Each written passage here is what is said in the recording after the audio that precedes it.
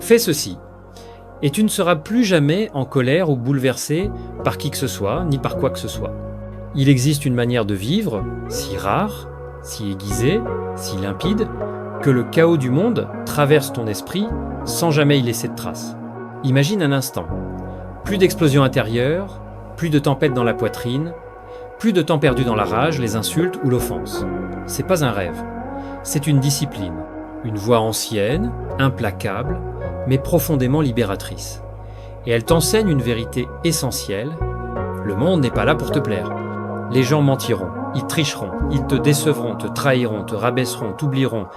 Mais il y a une chose qu'ils ne peuvent pas faire, ils ne peuvent pas te mettre en colère, sauf si tu leur en donnes la permission. Oui, tu as bien entendu, le seul champ de bataille qui compte, c'est ton esprit. Tout commence par une prise de conscience, simple mais puissante.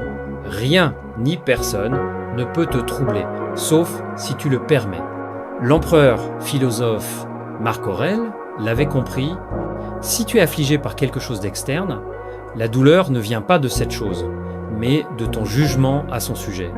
Et cela, tu as le pouvoir de le révoquer à tout moment. Nous ne sommes pas les marionnettes de nos émotions. Nous ne sommes pas les victimes des circonstances. Nous ne sommes pas ici pour être secoués par chaque idiot qui lance une insulte. Nous sommes ici pour rester debout au C, hurle de la tempête, pour sentir la chaleur monter et ne pas bouger. Voilà le véritable pouvoir. Un pouvoir que personne ne peut te prendre. Quand tu t'attends à ce que tout soit instable, tu n'es plus jamais surpris. Pourquoi sommes-nous si souvent en colère ? Parce que nous attendons trop. Nous attendons de la justice, dans un monde injuste, de la loyauté de la part de ceux qui ne savent pas être loyaux, de la perfection de la part de personnes brisées. Mais si nous arrêtions d'attendre, le philosophe Sénèque disait « Tu agis comme un mortel pour tout ce que tu crains, mais comme un immortel pour tout ce que tu désires. » Chaque jour, nous devons entrer dans le monde, préparés à l'imperfection. Nous ne redoutons plus la trahison, nous l'acceptons, pas avec paranoïa, mais avec lucidité. Lorsqu'une personne te déçoit, c'est pas une surprise, c'est la nature humaine. Elle est imparfaite, tout comme toi. Alors, au lieu d'être surpris, deviens inébranlable. On ne peut pas t'offenser si tu n'as plus d'ego à blesser.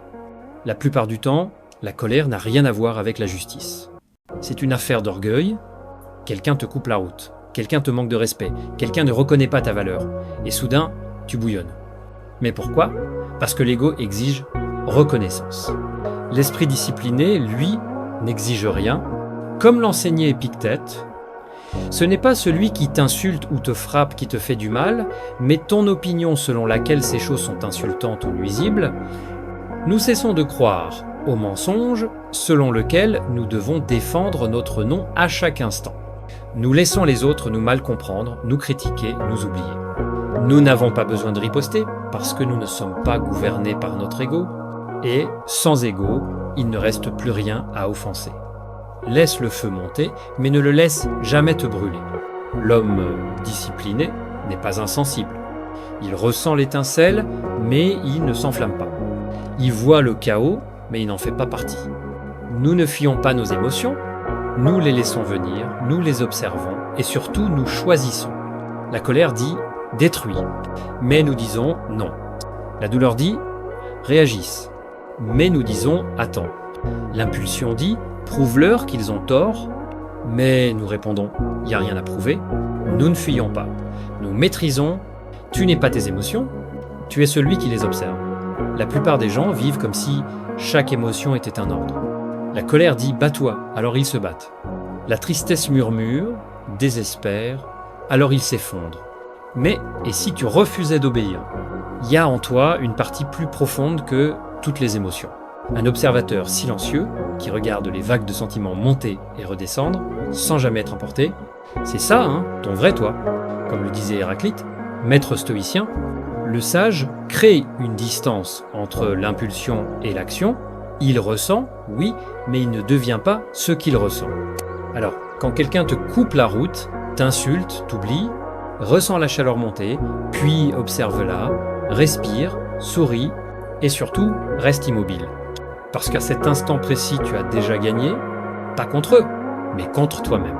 Et c'est la seule victoire qui compte.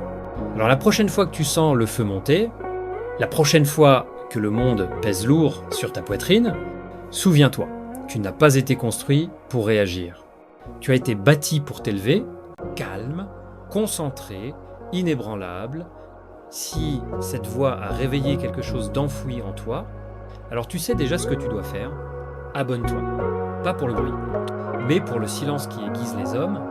Nous t'attendons dans l'ombre